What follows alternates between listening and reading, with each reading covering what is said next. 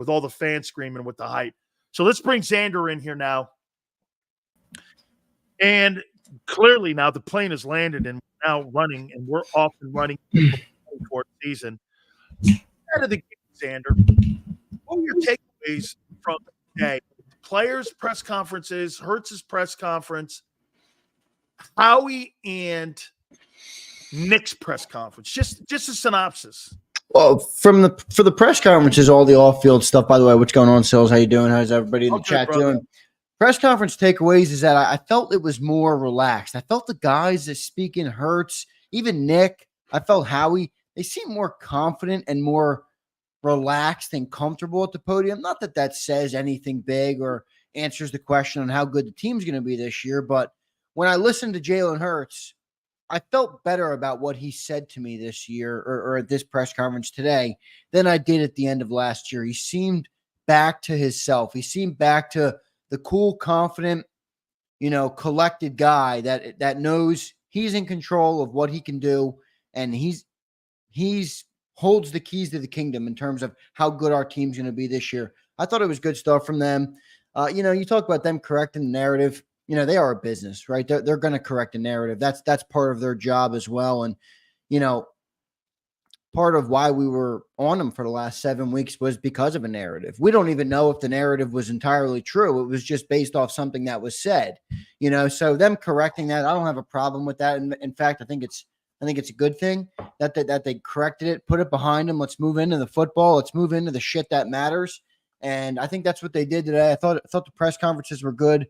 The one thing I liked from Howie Roseman that he said was he's not satisfied with the roster. And I thought that mindset of what he laid out in that response of this is the NFL. The minute you get comfortable, you get humbled. And I think that's a good mindset, especially for a GM to have when you got the Niners, you got the Cowboys, you got the Detroit Lions. You got plenty of other teams in our conference that are getting better and have, young quarterbacks. And these are teams that you're going to have to compete with. So, to hear that from Howie, especially about that wide receiver room, I thought that was a great answer from him. And I thought it was good. I liked what they had to say. I thought it was a good day in Eagle Land, and not just because of what the Eagles did. I think when you look around the NFC and you see what's going on in Dallas and you see what's going on in San Francisco, I think it points to that the Eagles organization looks pretty good. They're in a good spot right now.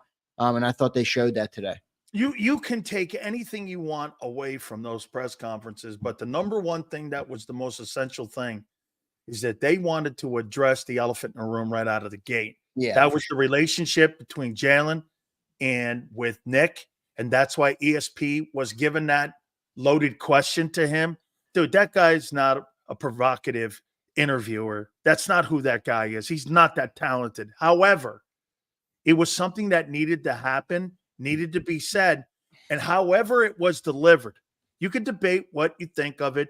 I like the fact that they are now going to try to keep everything internally, and they're going to give you, hey, everything is cool, we're all good, and we're moving in the same direction.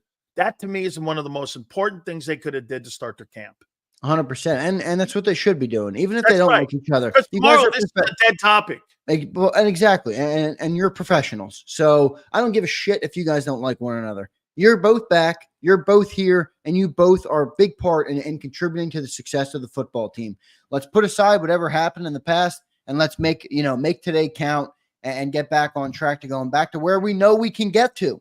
It's not even like a pipe dream. They were right there. They were on the brink of the Super Bowl. And they know that they have that in them. And I thought they showed that they were confident in that again, which was a great sign for me. Senor, I did feel the same way. Yeah, I did I too. thought they were answering a lot of the things that I've been bringing up this offseason.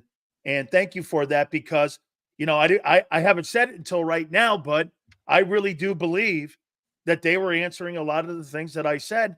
Hey, just get out there and say something, whether you believe it or not.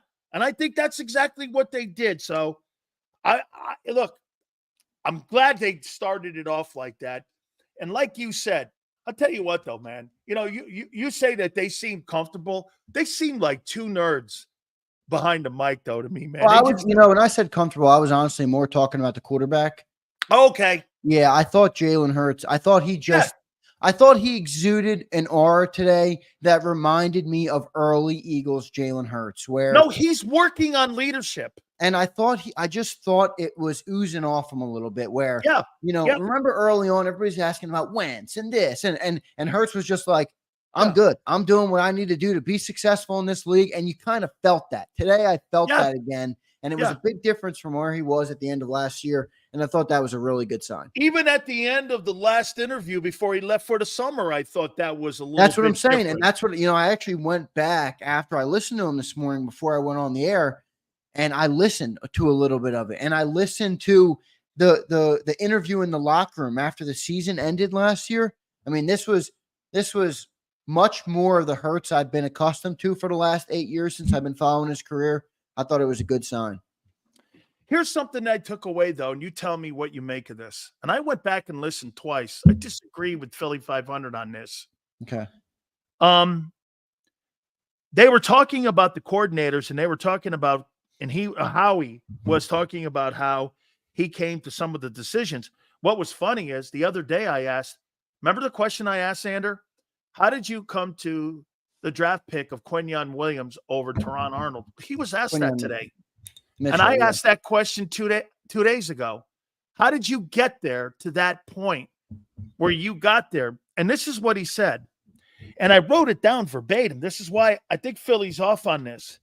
He goes, I went and I had a prior relationship with the head coach at Toledo, and I had a prior head coach relationship with Nick, obviously.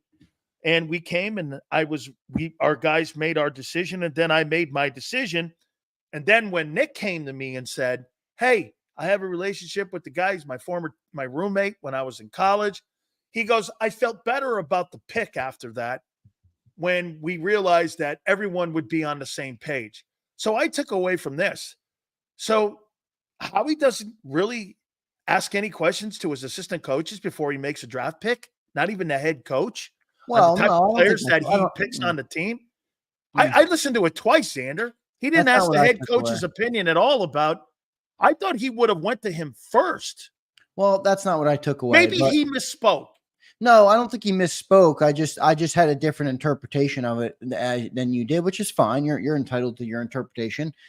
I thought that I actually thought he did a good job at showing that despite what might be said, despite what titles you might put on anybody, this is a big organization. No decision in this organization is made by one person alone. And when I have a head coach that talked to the coach of a guy who played in college, I'm going to take that information. When I have a coach who coached a player in the past, I'm going to take that information. And I think that's a good thing. I think you should be open to different perspectives and to different things. Now, I think ultimately Howie likes to maintain it is my decision in the end, which is fine. He's the general manager of the team. He's allowed to put his foot down in moments if that's what he feels. You think the GM should have the total say in who comes on the team and who's drafted over the coach? Well, I think. Or do you think it should be a collective agreement? Well, it depends. I mean, the collective agreement. Nobody likes to talk about this because I'm a big Doug Peterson guy. A collective agreement that ultimately got us Jalen Reagor. Well, Kyle Shanahan drafted Trey Lance. Yeah, but it's a different setup there. Exactly. And there you go. There's another example of it. But he also drafted Purdy. I know. But my point is that if Howie ultimately has the autonomy to make a decision. So if Howie wants to make a decision based on what a coach says, I think he was pointing out that's his decision to make. In certain moments, you're going to take information and it's going to factor in your decision more than another one might. Well, let me ask you this. Do you think Howie Roseman, do you believe that he looks at Nick Sirianni and he takes his football opinions on personnel? Do you think he respects him? I think he respects him, but I think he is not going to put his job in the hands of Nick Sirianni. And I'm perfectly okay with that. See, I don't think he respects Nick's take on personnel. Well, he asked him about Quinyon Mitchell. I disagree. Well, we'll agree to disagree. That's not how I listened to that because I heard it twice and I heard it differently. No. Nick I heard it differently. Listen, I definitely have a different perspective. I see what you're saying, but I don't view it as a problem. Like what's the problem with the way you're analyzing it? Okay, here's the problem. Do you think Matt LaFleur has his own say in what kind of personnel he brings on the Green Bay Packers? I think he probably has some say, yeah. Okay. Do you think John Harbaugh and Mike Tomlin have say in the personnel that come into their roster and into their locker rooms? I think potentially, yeah.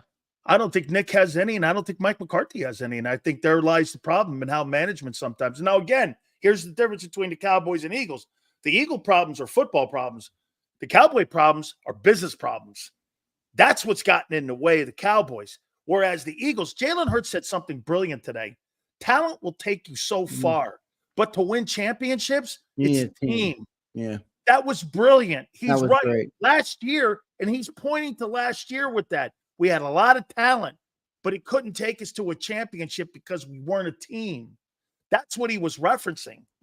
It's a brilliant take. I thought he was great today, by the way, Jalen.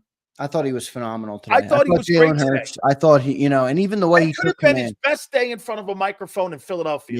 Yeah, the way he took command of that first question, he said, "Let me get this out there." Like I really thought Jalen was great today. Keith, thank you, brother. I appreciate the super chat, the circle jerk. No, listen, I don't have a problem with it because, I think Nick has done good as a head coach, but Nick doesn't have history in personnel like Howie does. No. And Howie's gotten a lot better at this, and Howie has built successful football teams, and Howie does have the experience in draft picks where he fucked up by listening to a coach and taking Jalen Reagor when the right pick was right there in front of him. So if ultimately Howie says, I'm not going to take anybody's opinion because this is the pick I want, I'm fine living and dying on that hill, because ultimately in the last couple of years, Howie has been better in the draft. He wasn't great early. I know 17, 18, he's had some bad picks. He has gotten a lot better. He has proven he can build a good football team. Look at the team the last couple of years. I mean, we didn't have the success we wanted last year, but it was still a highly talented roster. 22 is arguably the most talent we've ever had on a roster. I mean, Howie, listen, you can knock him, you can dislike him, that's fine. Howie feels that he's the best person to make personnel decisions, and I'm not going to argue with him on it because I think he is too. Cooper DeJean now missing near a month. Massive. Coming up with a hamstring injury. A month of training camp, and today's training camp is massive. And he's a rookie. This is a guy that has not been through this before. This is a guy, by the way, that played at Iowa. This is a guy that needs these reps more than maybe anybody on the field if they want him to contribute in year one. And the fact that he's missing the first 3 weeks, it's not like it's the last 3 weeks where you get out there, you get the defense, you acclimate to the NFL game speed, you show Vic Fangio what you can do. This is the first 3 weeks. This is the onboarding period of training camp where you're installing defense, where you're getting different looks at different players. And the fact that Cooper DeJean isn't out there, I think Philly 500 hit the nail on the head. He's going to be playing catch up all year long. This is a tough injury. And by the way, I think, I don't want to beat up on the kid too much because I don't know how it ultimately went down, but you get drafted in the NFL. Listen, it might have been a bad luck thing, and you come into training camp with an NFI, a non-football related injury, and it's a soft tissue, a hamstring, which could nag you for months and months. You know how hamstrings I don't get it. I was a goalie in hockey when I was young, and the devil's curse in being a goaltender was a hamstring injury because it nagged you and nagged you and nagged you. And to be honest, I think it's unprofessional that he shows up. Now, like I said, I don't have the full context, so maybe it was something that out of his control, or maybe I shouldn't be hard on him. But from what I know, I think it's unprofessional. He showed up for first all my years, I played 30 years of total football, from junior football through the pros. I played 30 years. First 20 years, I never had a hamstring injury. I was always in shape. I mean, yeah, it's and it's maybe again, it's a weird thing. Okay, it happens. People do get them. Right, man. That guy's got to hit some yoga or something. Dude, he's 21 years old. How are you getting a hamstring injury a week? Well, that's where I'm like, what? Where did it happen? I'd love to know the full story. Maybe I'll get it tonight on Birds 365 with John McMullen, who might know a little bit more about the Cooper DeJean injury and where it came from. But yeah, I was upset. I saw that last night, and I'm like, Also, this changes a lot. Yeah, do you go get Justin Simmons now? No, I don't think you do that. But what I do think it changes is it changes who you're going to keep on this roster. I mean, if Avonte Maddox wasn't 100% lock yesterday, he's 100% a lock today. A guy that can play slot, a guy that can play corner, a guy that can play safety. He's going to play slot, or he's going to play. He's a versatile player. I think you got the wrong name. Isaiah Rodgers. No. Who you got? James Bradbury. Interesting. Good point by you. Yeah.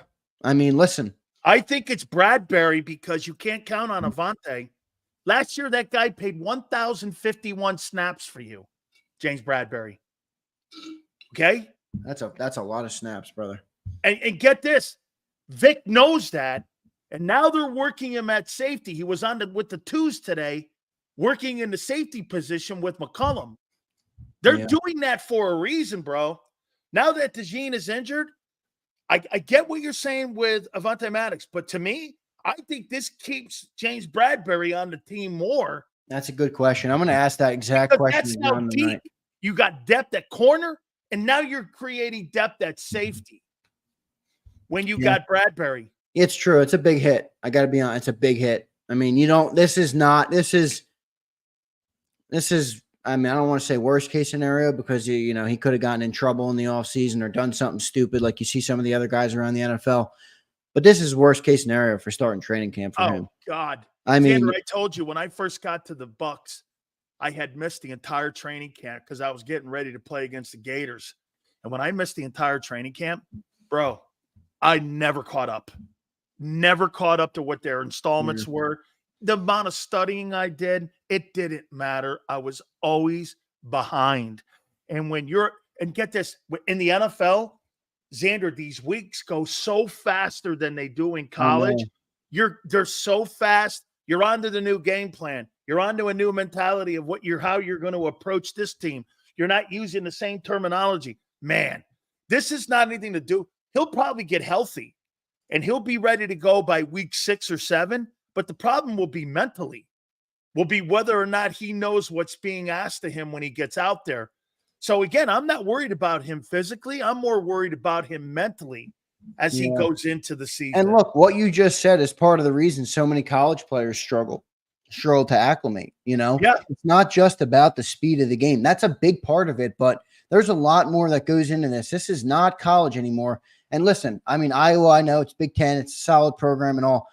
Iowa ain't the NFL, and Iowa ain't SEC or Ohio State or Georgia or Alabama or any of these massive Michigan. It's not.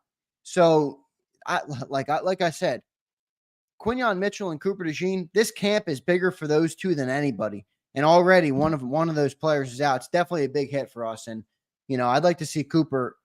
I hope this isn't a trend. I hope this isn't an early indication of what could be a trend in his career. I'm not saying it is. It's his first one, but I mean, we haven't even put on the pads yet. And he's got NFI and it's a soft tissue. I mean, why do I have the feeling in my head right now that this is going to nag him all year long? Because what Philly 500 House of Mouse just said, this guy had those nagging injuries like that at Iowa. Yeah, did he? See, I don't know as much about his Iowa career. I'd have to look into that. Yeah, I mean, look, troublesome. No doubt about it. It's troublesome. I'm surprised, by the way, something to bring up something from the past that you didn't pick up on. Maybe you did, but I didn't hear it enough from you.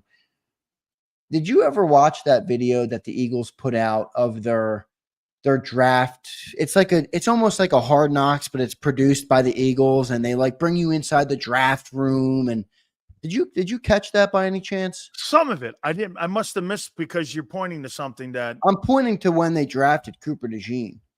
Okay. It was I mean, you talk about Howie not taking that to me when I watched that video, Cooper DeJean was a Jeffrey Lurie pick. Jeffrey Lurie wanted Cooper DeJean.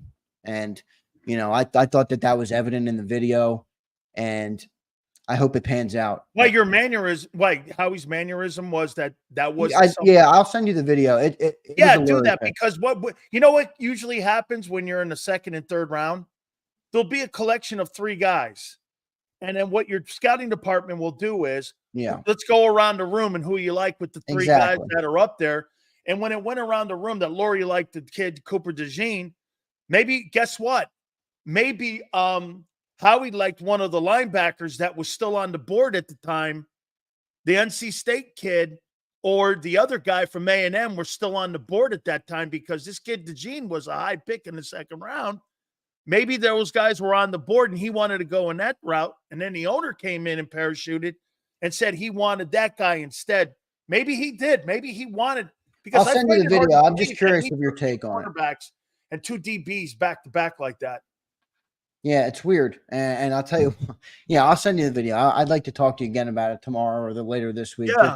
Just to see what you think. I mean, anyway, it doesn't matter. It's in the past now, but it was interesting to see how that draft pick went down coming off the conversation we just had with, how Howie takes into consideration other people's opinions on players.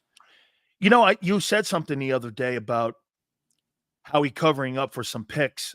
I'll tell you what, I heard them say today that Tyler Steen is going to get a first crack at playing the right guard position.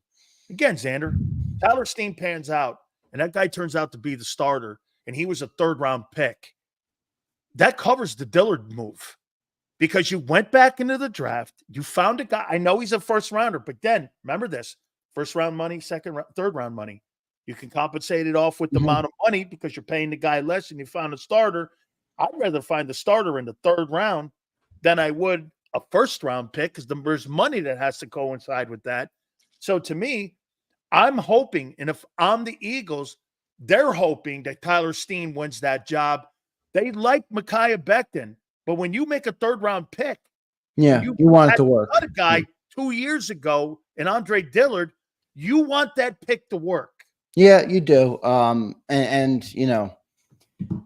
don't know. I'm going to talk to John about how he looked out there today. We don't get any video of that part of the practice to see if they're, what he looks like. But all I know is Tyler Steen has played one game in his NFL career at right guard, and it was putrid. It was catastrophic. So I'm not saying he's going to be that player still, but he's the biggest concern I have on the offensive line. And when you tell me there's a guy out there like Mekhi Becton, that's big, that's strong, that's powerful, that's first-round pedigree, that wants to learn from Jeff Stoutland. Look, I know he's a tackle.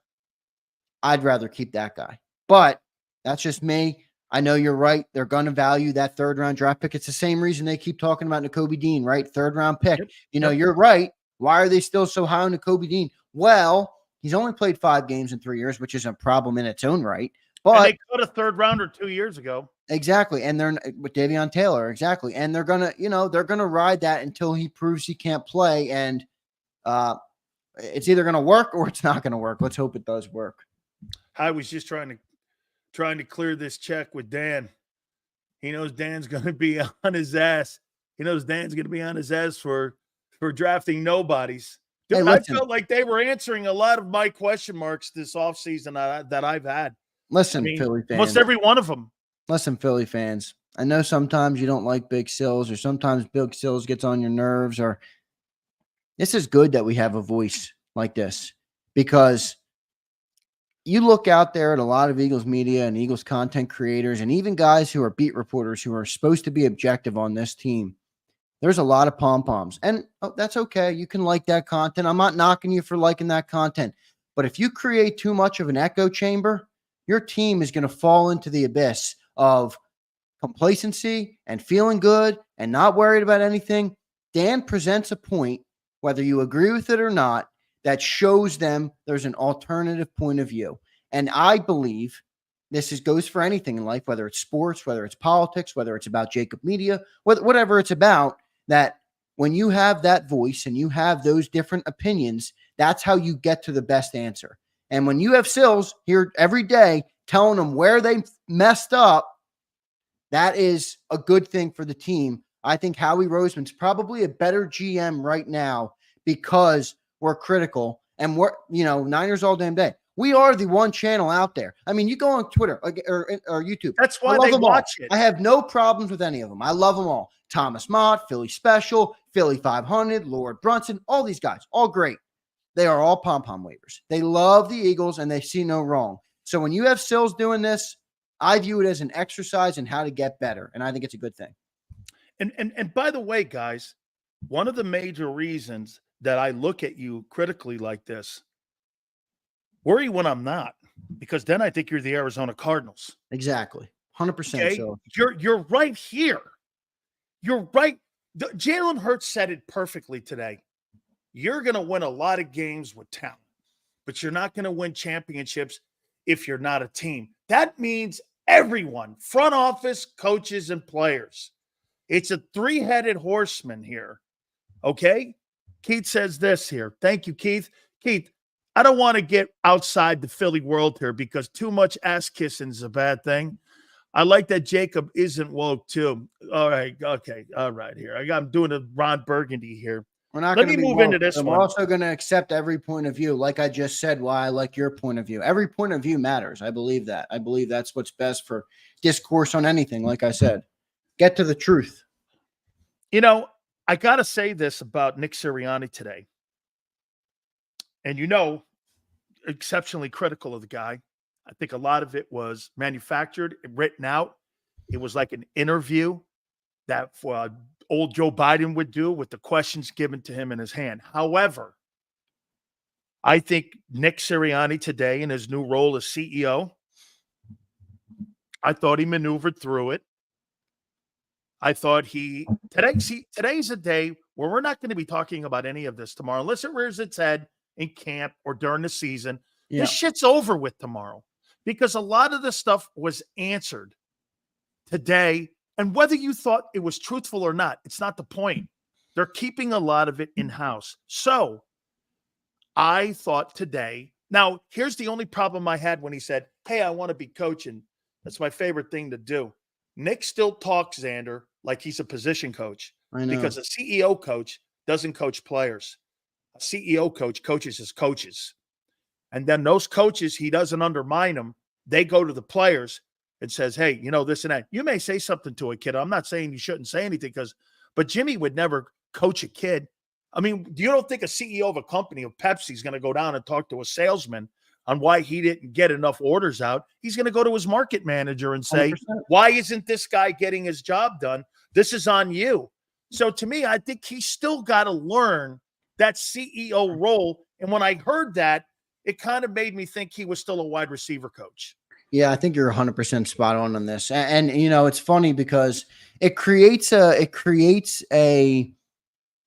I don't want to say a distrust, but it creates an environment. Like, for example, I thought it was an insecure comment. If you are the CEO of a company and you go and coach a salesman when you have the sales director right there, that sales director is going to be like, yo, dude, and he's going to feel slighted. And that's where I think you're right in that it's a delicate balance on, you don't want to step on toes of people who you've given the reins to. Like, you gave Kellen Moore the rein on the offense. Kellen Moore would be correct if he said, yo, dude, like, let me call the offense. That was your choice. So I think you're right. I think Nick will have to learn that, but I hope he's not. I hope he is understanding of that. Can I just say about Nick, people aren't going to like this, but boy, Dan, I struggle to listen to him talk. I really do. Makes me I wrote this down here. I wrote this down. There was a point of the interview I didn't even know, and I don't know what he was saying. I just got lost in some of the comments. I don't know what he just makes me uncomfortable. I'm listening to, and he, by the way, he can't shut up. Like, he goes and he just talks and he talks and he talks. I'm like, dude, you don't need to talk that much. Just shut up and answer the question and move it along. And sometimes I listen to him and I'm just like, oh, good Lord. I can't listen to him. And I struggle today. Even today, I'm listening to him. I'm sitting here in my studio and I'm like, oh, Howie, just take over. Because I can listen to Howie. Howie makes sense to me. I don't like everything he says, but I can listen to Howie. He's a smooth talker. He understands how to talk. He understands what I'm saying. He's a little awkward sometimes, but Nick is just like a goofball. I kind of like it in some ways, but when it comes to me listening to him talk, I struggle listening to him sometimes. I was like this today. I go, shut up. Yeah, okay? Literally. Here's how he did say something that I really liked a lot. He goes, hey, last year, man, I know we brought in a lot of new faces in. I'm paraphrasing this one. Into the secondary. A year ago, I didn't do a good enough job, and I had to address it, and we did. Now there's accountability. He said that he didn't bring and have good enough people in the secondary last year, and it's why we were 31st. And this is what we had to do, and we had to address it. So it's the only time I've ever heard him really say, I didn't do a very good job here in this position a year ago, and I had to be better. So I really like that. You put that to bed, and you know what you do? You now give him a little bit more of the benefit of the doubt when you say that. I know he watches the show, Yale. Yeah, one time, get this, Merrill Reese was doing the show live from Nick Sirianni's office. So, I mean, I got it. I mean, but it was really good. I liked what he said. Hey, it's on me. I didn't get a good enough roster together. You know what I'll do? Okay, let's see what these guys do. I'm not bringing up last year's roster now because he addressed it. It's an end story now, Zander. It's over. Yeah, it's interesting, because I viewed that as maybe it's an evolution of how now to answer you though, he has in the past, not much, but he has in the past taken some stuff on the chin. But listen, I view that as an evolution of his form of leadership. Because by the way, I don't think last year's roster was like the greatest roster since sliced bread. But it wasn't awful.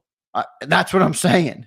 So for Howie to get up there and say that, I kind of felt like he fell on the sword a little bit, and he was willing to take that as a leader, and I thought that was a good sign because, hey, the roster could have been better, but look across the league. You think the Chiefs roster couldn't have been better last year? They won the damn Super Bowl.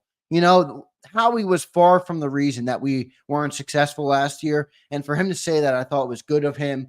I tell you what, the one thing I love about Howie Roseman Sills, and I have my problems with him. I don't, I understand some of the criticism. I really like that. It seems like he learns from the things he does wrong. And he's been that way consistently for the last 4, 5, 6 years, especially where I think in some situations a little slower than the others though. I don't know about that. Like, I got knocked on. You remember we had a debate on Howie a couple weeks. I don't know if it was last week or whenever it was. And, people are in the comments and they're like, oh, Xander's giving Howie credit for fixing problems that he created. That he created. And I'm like, okay, would you rather him not fix the problems? Because every GM in the NFL, no matter how good you are, misses on picks. Every single one of them. There's not been one in the history of the league who was perfect. Not one. And free agents. Would you rather him sit there, dwell in the problem, and just allow us to suck? Or would you rather him go and trade for A.J. Brown and fix the problem outright and you move on to the next issue? Like, I don't really get that line of thinking, and I love that Howie Roseman addresses what he's bad at, and he gets better at it. Perfect example, what you just said.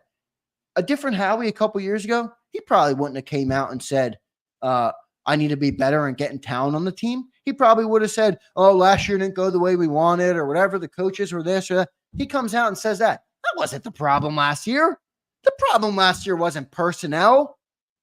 I mean, maybe to a small 10, 15% of the problem. But for him to say that, I think shows a development in his character, and maybe he sees himself as a leader in this franchise. And I think he is in a way in the city, the way the city talks about him. And there's not many GMs that are famous like he is. He's got a lot of people talking about him a lot. And, maybe he recognized that and he's used it to his benefit. And I think it's a really a good thing, to be honest with you. That's why they should have kept the Wilson guy. You saw what he did in Baltimore secondary. They were number one. Now he's in Tennessee. You're talking about Denard Wilson. Hey, what Zander just said, he missed on that. Okay. And put the sign in there instead of entirely his choice, by the way. Okay, that could have been a Laurie decision. Yeah, I think it was a Nick decision. From my understanding, if the reports that I've heard on the back are correct, Nick made the decision on both coordinators last year, Brian Johnson and Sean Desai. He probably got a lot more autonomy a year ago because he's coming off a Super Bowl. And I believe that Howie was good with him promoting from within, and then he went outside the room for Desai.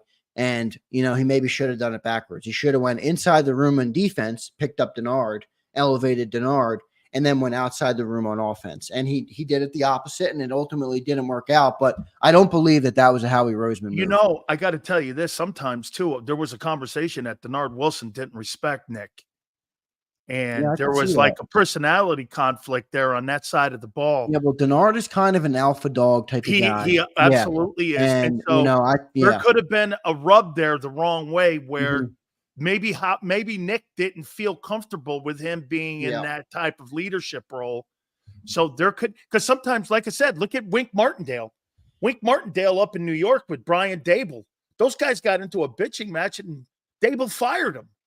I mean, that stuff happens like that. Let me ask you one thing here, too. Do you find it weird that Howie Roseman does these interviews with Nick? I mean, where do You know you what see I that thought? dynamic where you see a GM Yeah. walking into the first press conference? Like, what it does to me, it makes it look like the big Dom thing, that Nick needs to have somebody there next to him because of what you say. He rambles on sometimes in interviews. Sometimes it makes me feel that Howie's there so that these interviews and these press conferences don't go off the rails. Like, because not that he'll say anything, but he'll just start talking things and saying things like the infamous Seattle comment about making up a story that didn't Yeah. exist. So do you think he's there for that? Yeah, it was weird because this whole press conference this morning was promoted all week as Nick Sirianni, and then randomly at the last second this morning, like right 30 minutes before they went live, it was Howie Roseman will join Nick, and I said to myself, I'm like, I guess he's got to get his babysitter out there with him, especially coming off of what the commentary was all off season, and they were gone for 7 weeks, and it was this and that about Jalen, and I thought Jalen's answer on that whole thing was great, but I thought Nick sucked, to be honest with you. I judge my relationship based on my experiences. Well, the only thing that the news reports came from was what Jalen Hurts said, and his comment was based on his experience with you. So I thought that was a shitty answer by Nick Sirianni, and maybe that's why they trotted Howie out there to, they wanted him to be the other voice out there. They didn't want all the pressure on Nick, and look, they are $1 billion organization, and they're allowed to control the narrative the best way they see fit. Absolutely. But we're allowed to call it out, and I think you're probably right about that. It was a little weird that they trotted Howie out there. Let me answer Jameson here while I'm talking. No, Jameson, I don't want Miles Sanders coming back at all, to be honest with you. I don't want to go and relive the past. I want to create a better team moving forward. Miles Sanders stunk out loud when the lights were the brightest. He barely did anything in the Super Bowl performance. In fact, he disappeared basically completely after he fumbled the ball in the first play. I don't need to go back down that road. We just signed Saquon Barkley. I don't need a love fest with Miles Sanders coming back at all. If you're going to go pick up a running back, go and pick up a bruiser to offset Saquon Barkley. Put Kareem Hunt in there. Or Kareem Hunt. Somebody like that would be great. I mean, but I don't. Miles Sanders, no. I'm out on Miles Sanders. You got a couple more in you, Zander? I know you got to do a show. Yeah, I'm good. Got about 5 more minutes. I got it. Okay, good. All right, here you go. Here's some of the comments. Now, do me a favor. Tell me if I'm making more of this, because to me, when I hear a coach talk or I hear a player talk, I always take how you answer a question about a coach or an owner, and I dissect it, because that's what players do. They dissect it. Tell me if you think because, dude, believe me, I can overthink anything. Okay? Oh, you and me both. Okay? Hurts was asked a question about his relationship with the team, and he says, look, I trust Mr. Lurie, I trust Howie, and I trust Nick. But he put it in that order. Yeah, he did. If you're in New England under the Brady era, you're probably like, hey, I trust Bob Kraft and I trust Belichick. Or if you're in Kansas City right now, you're probably like, hey, I really trust, I trust the owner, Clark Hunt, and I trust Andy. If you're in KC, you're like, hey, I'm probably trusting Denise DeBartolo York or Jed York, and I'm trusting Kyle Shanahan. I mean, I find it odd that he would put those three in order. Am I making more of that? That's how he sees his dynamic in that organization, that he first answers to the owner, then he answers to next to Nick, and then he answers last, or he answers next to Howie, and he answers to Nick last. I think you're probably making a little bit more of it than it is, but you are right in that, is there just Isn't that the structure, though? Yeah, and that's where I'm getting to. Like, aren't you kind of right? Like, listen, there's a human element here where it's like, all right, you're the head coach, but you're making $7 million and the owner's paying me $51 million. Like, do I answer to you or do I answer to the guy who he's basically the second paid guy behind Jeffrey Lurie, Jalen Hurts, So I kind of wonder if there's a little bit of he's that. The highest paid employee in that team by a long shot, right? By a long shot. Only and the owner makes more. Maybe he does. I mean, he's probably not wrong about that, by the way. I mean, they'll fire Nick and keep Jalen. And if Jalen's gone, it's going to have to come from, going to have to get Lurie's approval. So he's probably right about that. But I think you're making maybe a little bit too much of it. I think it was kind of an off the cuff, not off the cuff, but look, that's the way the Eagles organization is run, for better or for worse. And it's not a organization like the Patriots or like the Kansas City Chiefs or like even the San Francisco 49ers. We are an organization that is run top to bottom. Jeffrey Lurie's the top guy. He likes his team. He likes playing with his toy. And then it's Howie Roseman, and then it's everybody else. And that's the Philadelphia Eagles. So in a way, Jalen's not wrong at all. I mean, this isn't, like I said, if you're in Kansas City, you said you probably bring up the owner. You probably don't. You're probably just like, I trust Andy. Yeah. If you were in the Patriots of their heyday, you're probably not like, I trust Robert Kraft. You're like, I trust Belichick. That's it. That's not our organization. It's not. So I'm okay with that comment. I don't think it was as deeply meaned as you maybe thought. And Andre says right here, Lurie's name's on the dotted line. Jalen knows that. He knows that when he cashes those $1 million checks. So he knows who he's answering to. Finally here, who does this sound more like? The organization or Jalen Hurts? Pick one. Here's Jalen Hurts asked the question. I trust Nick Sirianni to lead us in the right direction. Jalen Hurts. Here's Jalen Hurts later on. When asked about the relationship with Nick, I think we're in a good place. I think anytime you have as many frustrations as we did a year ago and you have adversity, that you have to overcome it. You have to get support from one another and you have to move forward. So to me, that last one sounds more like Hurts. Yeah, the other one sounds like a team. Sounds like Bob Lang. Yeah. Yeah, you're probably right on that too. I mean, listen, that after what transpired after minicamp, it's not wrong in theory, though. No, it's not. But it's it's fine to point out. You're definitely right that Hurts doesn't speak like that. Really, Hurts is his own man. That was a company response, no doubt about it. You're definitely right about that. And look, we'd be fools to sit here and say they didn't have that conversation after what transpired for the last 7 weeks. Who did? You think Lurie did, or Howie, or Nick, or all of them? Well, I don't think I don't think it's a situation where it's like, I think Jeffrey the Lurie's like, hey, Jalen, we need to have a talk. I think it's more fluid. I think it's like, hey, guys, this is being said. Like, let's have this conversation. I'll talk to you, Howie tomorrow, and Lurie, I can meet with you later this week. I think they're kind of open about it. You think Jalen has that kind of relationship with the owner? I do. I think the owner really likes Jalen Hurts. Yeah. I think the biggest advocate for Jalen Hurts in that entire organization isn't Howie and it's not Nick. I think it's Jeffrey Lurie. So it wouldn't surprise me at all if he had that type of conversations with him. And yeah, I think that's probably the way it works. No doubt about it. He probably went to him and said, listen, I need you to do me a favor. Okay. And subtly too, Zander, like you said, you got to make these people feel comfortable, because today it just made me feel that Jalen went over and above for the first time in 5 years on the team, where he went over and above to point out this guy's going to lead us in the right direction. I have a good relationship with the guy. The offense is becoming more my own. All those things that were left hanging out there in the ether, he knocked them down. And I thought that was the priority going into camp. And like I said, tomorrow, these are not conversations anymore. For me, they're not. No, I agree. It's about moving forward now. It tells you that they did a good job at answering. Yeah, by the way, I thought it was a good day today. Yeah, based on what you just said too, that to me sounds like a Lurie conversation.